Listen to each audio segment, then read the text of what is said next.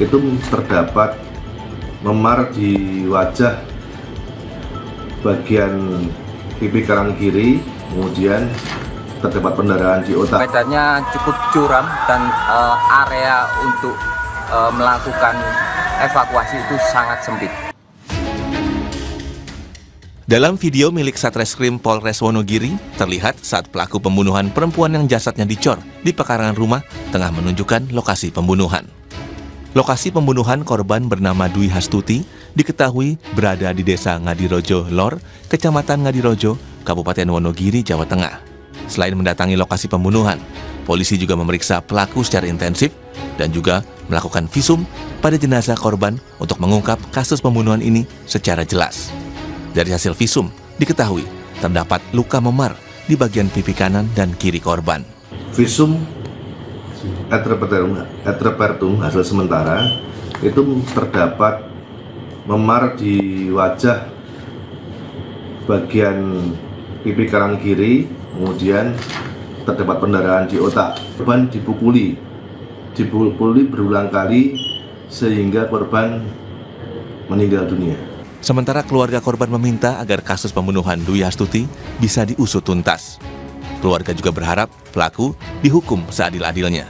Menurut kakak korban, sang adik pergi meninggalkan rumah pada 11 Februari lalu dan kemudian tidak lagi diketahui kabarnya. Hingga keluarga melapor ke polisi, namun kemudian korban ditemukan telah tewas. Tidak ada yang dipamitkan, karena paginya masih sempat ngantar sekolah putranya yang masih SMP kelas 1, 2 anak semuanya, 2 anak.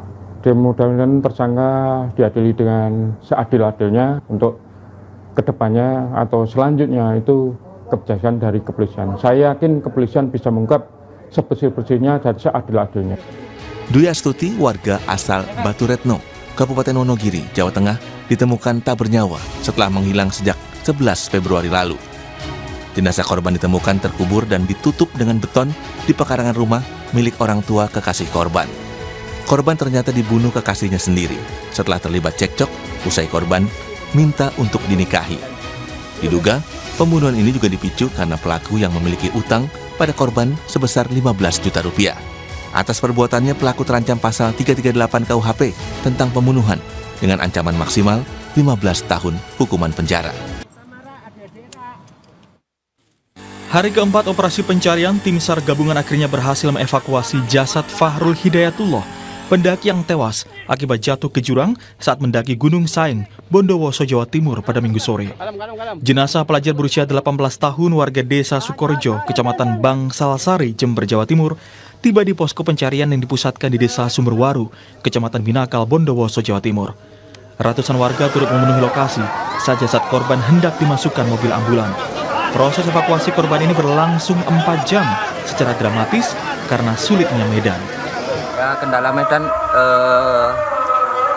medannya cukup curam dan area untuk melakukan evakuasi itu sangat sempit dan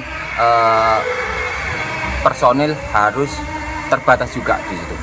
Tadi skemanya dari pos 321 itu estafet atau bagaimana? Untuk proses evakuasi ke posko kita secara estafet karena untuk menghemat tenaga teman-teman juga. Seperti diketahui, Fahrul Hidayatullah jatuh ke jurang pada Kamis lalu dan ditemukan tim SAR gabungan dalam kondisi tewas pada keesokan harinya. Beratnya medan membuat proses evakuasi terkendala dan memakan waktu hingga 3 hari.